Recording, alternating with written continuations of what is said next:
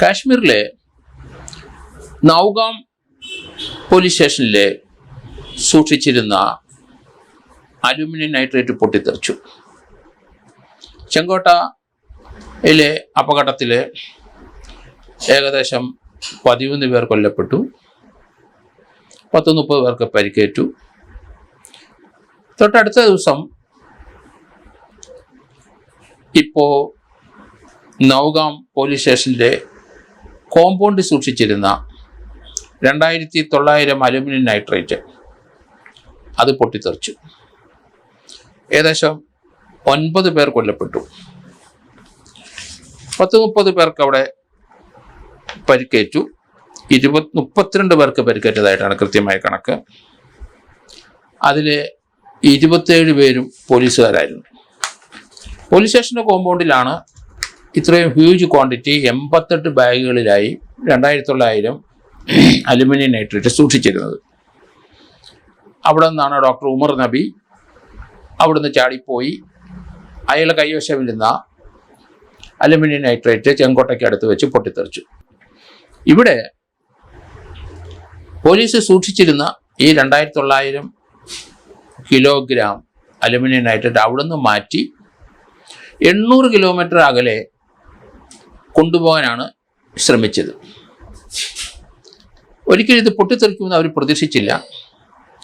Aluminium nitrate നമുക്കറിയാം കൃഷി ആവശ്യത്തിനൊക്കെ ഉപയോഗിക്കും, അത്യാവശ്യം.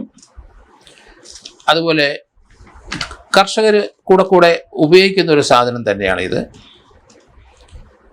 പക്ഷേ അതിന് സമ്മർദ്ദം വയ്ക്കുമ്പോഴാണ് സാധാരണഗതിയിൽ അത് പൊട്ടിത്തെറിക്കുന്നത്. അതിനകത്ത് കൊല്ലപ്പെട്ടവരിൽ അവിടുത്തെ പോലീസ് സ്റ്റേഷൻ തൊട്ടടുത്തുള്ള മുഹമ്മദ് ഷാഫി എന്നൊരു ടൈലറും കൊല്ലപ്പെട്ടു. മുസാഫർ അഹമ്മദ് എന്ന ഒരു തഹസീൽദാറും കൊല്ലപ്പെട്ടു.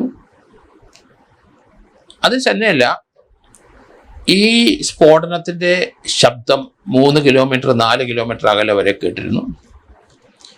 പോലീസ് സ്റ്റേഷൻ്റെ പരിസരത്ത് ധാരാളം കെട്ടിടങ്ങളുടെ ഗ്ലാസുകളെല്ലാം പൊട്ടിത്തെറിച്ച് ഈ സ്ഫോടനത്തിൻ്റെ വൈബ്രേഷൻ കൊണ്ട് എല്ലാ വീടുകളിലെയും ഗ്ലാസുകൾ പൊട്ടിത്തകർന്നു. രാത്രി 14-ാം തീയതി രാത്രി 11:20 ഈ സംഭവം.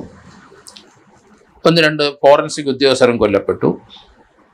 ഇന്ത്യയിലെ BNS പുതിയ നിയമം അനുസരിച്ച് 7 വർഷത്തിൽ കൂടുതൽ ശിക്ഷ ലഭിക്കുന്ന കേസുകൾ രജിസ്റ്റർ ചെയ്ത് കഴിഞ്ഞാൽ അതിനകത്ത് ഫോറൻസിക് എക്സ്പെർട്ടിൻ്റെ സാന്നിധ്യം വേണം. അത് മാൻഡേറ്ററിയാണ്. അവരുടെ പരിശോധനകൾ നടപ്പാക്കണം എന്നാണ് പുതിയ BNSനകത്ത് പറഞ്ഞിരിക്കുന്നത്. അതുകൊണ്ട് കഴിഞ്ഞ 2 ദിവസമായി ചെങ്കോട്ടയിലെ ഈ സ്ഫോടനത്തിന് തൊട്ട് മുമ്പും അതിനുശേഷവും 2-3 ദിവസം കൊണ്ട് പോലീസ് സ്റ്റേഷൻ്റെ കോമ്പൗണ്ടിൽ, നൗഗാം പോലീസ് സ്റ്റേഷൻ കോമ്പൗണ്ടിൽ വിസ്തൃതമായ കോമ്പൗണ്ടുണ്ട്. അവിടെ സൂക്ഷിച്ചിരുന്ന ആ അലുമിനിയം നൈട്രേറ്റ് ആണ് ഇപ്പോൾ പൊട്ടിത്തെറിച്ചത്. സുരക്ഷിതമായി പൊട്ടിത്തെറി ഉണ്ടാവുമെന്ന് ഭയപ്പെട്ടിട്ട് സുരക്ഷിതമായി 800 കിലോമീറ്റർ അകലെ വനമേഖലയായിട്ട് മാറ്റാനായിട്ടായിരുന്നു. അതിനുള്ള ശ്രമത്തിനകത്ത് ഒരു മിനി ലോറി കൊണ്ടുവന്ന് ഇത് അങ്ങോട്ട് ലോഡ് ചെയ്തിരുന്ന സമയത്താണ് പൊട്ടിത്തെറിച്ചത്. ആ ലോഡ് ചെയ്ത സമയത്ത് ഓരോ ചാക്കിൻ്റെ പുറത്തോട്ട് മറ്റൊരു ചാക്ക് വീണല്ല, ആ ഒരു സമ്മർദ്ദം കൊണ്ട് പൊട്ടിത്തെറിക്കാം. അതുതന്നെയാണ് തീ കത്താനുള്ള ചൂട് കൂടിയാലും അത് കത്തി പൊട്ടിത്തെറിക്കാൻ സാധ്യതയുണ്ട്. എന്തായാലും അതിനെപ്പറ്റിയുള്ള കൂടുതൽ വിവരങ്ങൾ പുറത്തേക്ക് വരേണ്ടിയിരിക്കുന്നു. നമുക്ക് അറിയാം, ഈ അമോണിയം നൈട്രേറ്റ് ഒരു ജനപ്രിയ വളമാണ്. പലരും അത് ഉപയോഗിക്കുന്നുണ്ട്. രാസവളങ്ങൾക്ക് അമോണിയം നൈട്രേറ്റ് ഉപയോഗിക്കുന്നുണ്ട്. അലുമിനിയം നൈട്രേറ്റിൽ നിന്നാണ് അമോണിയ ഉൽപ്പാദിപ്പിക്കുന്നത്. അപ്പോൾ ഇത് കർഷകർക്ക് പൊതുവെ ആവശ്യമുള്ളൊരു സാധനം തന്നെയാണ്. 2900 ജമ്മു കാശ്മീരിലെ കർഷകരെ അവിടുത്തെ കർഷകർ സംഘടിപ്പിച്ചതാകാം ഇത്. എന്തായാലും ഓക്സിജനുമായിട്ട് കലർന്ന് ഇതിന് സമ്മർദ്ദമുണ്ടായാൽ പൊട്ടിത്തെറിക്കാനുള്ള സാധ്യതയും വളരെ കൂടുതലാണ്. കാരണം ഒരു ഓക്സിഡൈസിങ് ഏജൻ്റായിട്ട് ഇത് വർക്ക് ചെയ്യും. അതുകൊണ്ട് ഇതിനെ സംബന്ധിക്കുന്ന അന്വേഷണം ഇപ്പോൾ നടക്കുകയാണ്. ചെങ്കോട്ടയിൽ ഉണ്ടായ പോലത്തെ ഒരു പൊട്ടിത്തെറി ഇവിടെ നടന്നിരിക്കുന്നു. അത് ഭീകരപ്രവർത്തന പലരും അത് ക്ലെയിം ചെയ്യുന്നുണ്ടെങ്കിലും DGP പറഞ്ഞു അത് യഥാർത്ഥത്തിൽ അവിടെ പൊട്ടിത്തെറിക്ക് അവിടെ സ്റ്റോർ ചെയ്യുന്ന സ്ഥലത്തുണ്ടായതാണ്. അതൊരു ഭീകരപ്രവർത്തനം ഒന്നുമല്ല. ഏതായാലും 27 പോലീസുകാർക്ക് പരിക്കേറ്റു. പോലീസ് സ്റ്റേഷൻ്റെ കോമ്പൗണ്ടിൽ തന്നെയാണ് പൊട്ടിത്തെറിച്ചതെന്ന് ഉറപ്പായി. അതുപോലെ തന്നെ ഇപ്പം റെഡ് ഫോർട്ടിലെ ഒരു ഡോക്ടറെ കൂടി ഇപ്പം UP നിന്ന് അറസ്റ്റ് ചെയ്തു.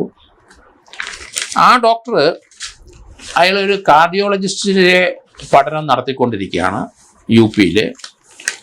അയാൾ അഖിലേന്ത്യാ മത്സരത്തിൽ അങ്ങനെ മെഡിസിന് സീറ്റ് കിട്ടിയത് തിരുവനന്തപുരം മെഡിക്കൽ കോളേജിലായിരുന്നു.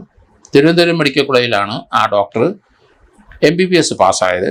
അതിനുശേഷം ഇപ്പോൾ ജമ്മു കാശ്മീർകാരനായ ഇയാൾ ഇപ്പോൾ UPയിൽ ഗവൺമെൻറ് വക ഒരു ഹോസ്പിറ്റലിലെ കാർഡിയോളജിക്ക് പഠിച്ചുകൊണ്ടിരിക്കുകയാണ്. PG കാർഡിയോളജി ചെയ്തുകൊണ്ടിരിക്കുന്ന വ്യക്തിയാണ്. അപ്പം ഇങ്ങനെയുള്ള 7 ഡോക്ടർമാരാണ് ഇപ്പം പോലീസ് കസ്റ്റഡിയിലുള്ളത്. ഈ ചെങ്കോട്ടയിലെ സ്ഫോടനവുമായിട്ട് ബന്ധപ്പെട്ടു. അതുപോലെ തന്നെ ഈ ജമ്മു കാശ്മീരിലെ നൗഗാം പോലീസ് സ്റ്റേഷനിൽ സൂക്ഷിച്ചിരിക്കുന്ന ആ അലുമിനിയം നൈട്രേറ്റുമായിട്ട് പിടിക്കപ്പെട്ട 2-3 ഡോക്ടേഴ്സുണ്ട്. എല്ലാവരും ഈ ജെയ്ഷെ മുഹമ്മദിൻ്റെ വൈറ്റ് കോളർ ടെററിസ്റ്റിൻ്റെ അംഗങ്ങളാണെന്നാണ് പറയുന്നത്. എന്തായാലും സന്ദീപ് ചക്രവർത്തി എന്ന ഒരു IPSൻ്റെ സ്പെഷ്യൽ സൂപ്രണ്ട് ഓഫ് പോലീസിൻ്റെ അദ്ദേഹത്തിൻ്റെ ബുദ്ധിപരമായ നീക്കം കൊണ്ടാണ് നമുക്ക് ഇത്രയും വലിയ ഈ അലുമിനിയം നൈട്രേറ്റ് ഉപയോഗിച്ച് ഇന്ത്യയിൽ സ്ഫോടനം നടത്താൻ ജെയ്ഷെ മുഹമ്മദ് എന്നുള്ള ഭീകര സംഘടന പാകിസ്ഥാനിൽ നിന്ന് ശ്രമിക്കുന്നുവെന്ന് നമുക്ക് മനസ്സിലായത്. ഏതായാലും സന്ദീപ് ചക്രവർത്തിയുടെ ചില നീക്കം, അദ്ദേഹത്തിൻ്റെ ബുദ്ധിപരമായ നീക്കം യഥാർത്ഥത്തിൽ അവിടെ ഈ റെഡ് ഫോർട്ട് സ്ഫോടനത്തിന് അല്പം മുമ്പ് 2-3 ദിവസം മുമ്പ് അവിടെ ഒരു പോസ്റ്റർ പ്രത്യക്ഷപ്പെട്ടു. ആ പോസ്റ്റർ വായിച്ചു നോക്കിയപ്പോൾ ജെയ്ഷെ മുഹമ്മദിൻ്റെ ആദർശങ്ങളോട് യോജിക്കുന്ന രീതിയിലുള്ള ഒരു പോസ്റ്ററായിരുന്നു. അതാണ് സന്ദീപ് ചക്രവർത്തിയെ ആകർഷിച്ചത്. അത് അദ്ദേഹം അന്വേഷിച്ചു. എല്ലാവരും സാധാരണ അങ്ങനെയുള്ള പോസ്റ്റേഴ്സ് ജമ്മു കാശ്മീർ പല സ്ഥലത്തും കാണും, ഇന്ത്യക്കെതിരായിട്ടും ഒക്കെ കാണും. പക്ഷേ അതൊക്കെ സാധാരണ പോലീസ് അങ്ങ് ഇഗ്നോർ ചെയ്യും. പക്ഷേ ഇവിടെ സന്ദീപ് ചക്രവർത്തി അത് ഇഗ്നോർ ചെയ്തില്ല. അദ്ദേഹം ആ പോസ്റ്റർ വായിച്ചു നോക്കി. അത് പിന്നീട് ആരോ റിമൂവ് ചെയ്തിരിക്കുന്നു. ആ പോസ്റ്റർ ഒട്ടിച്ചത് ആരാണെന്ന് കണ്ടെത്തി. സാധാരണ ഈ പട്ടാളക്കാരെയും ജമ്മു കാശ്മീർ പോലീസിനെയൊക്കെ കല്ലെടുത്തെറിയുന്ന പിള്ളേർ ധാരാളം ജമ്മു കാശ്മീരിലുണ്ട്. അങ്ങനെ സ്ഥിരമായി എറിയുന്ന 2-3 കുട്ടികൾ ആണ് ഇത് ഒട്ടിച്ചതെന്ന് മനസ്സിലായി. അതുമായിട്ട് സന്ദീപ് ചക്രവർത്തി ആ കുട്ടികളെ വിളിച്ച് ചോദ്യം ചെയ്തു. അന്നേരം ഇത് ഒട്ടിക്കാൻ തന്നത് അവിടെ ഉള്ള അടുത്തുള്ള ഒരു ഇമാമാണ് എന്ന് മനസ്സിലായി. ഇമാമിനെ ചോദ്യം ചെയ്തു. ഇമാം അത് അങ്ങനെ ഒട്ടിച്ചതേ ഉള്ളൂ എന്നൊക്കെ പറഞ്ഞ് ഒഴിയാൻ തുടങ്ങി. ഇമാമിൻ്റെ മൊബൈൽ ഫോണെല്ലാം പരിശോധിച്ചു. ഇമാമിൻ്റെ വൈഫ് അവിടുത്തെ ഒരു ഹോസ്പിറ്റലിൽ വർക്ക് ചെയ്യുന്ന പാരാമെഡിക്കൽ സർവീസിലുള്ള ഒരു ലേഡിയാണ്. അവർക്ക് നല്ല വിദ്യാഭ്യാസമുണ്ട്. അവരാണ് അവിടുത്തെ ഒരു ലേഡി ഡോക്ടറെ ഇതിലേക്ക് ക്യാൻവാസ് ചെയ്തതെന്ന് കണ്ടെത്തി. ഇമാം ഇതിനകത്ത് ജെയ്ഷെ മുഹമ്മദുമായിട്ട് ബന്ധമുണ്ട്. അദ്ദേഹത്തിൻ്റെ മൊബൈൽ പരിശോധിച്ചപ്പം അതിലേക്കുള്ള ലീഡുകൾ പലതും കിട്ടി.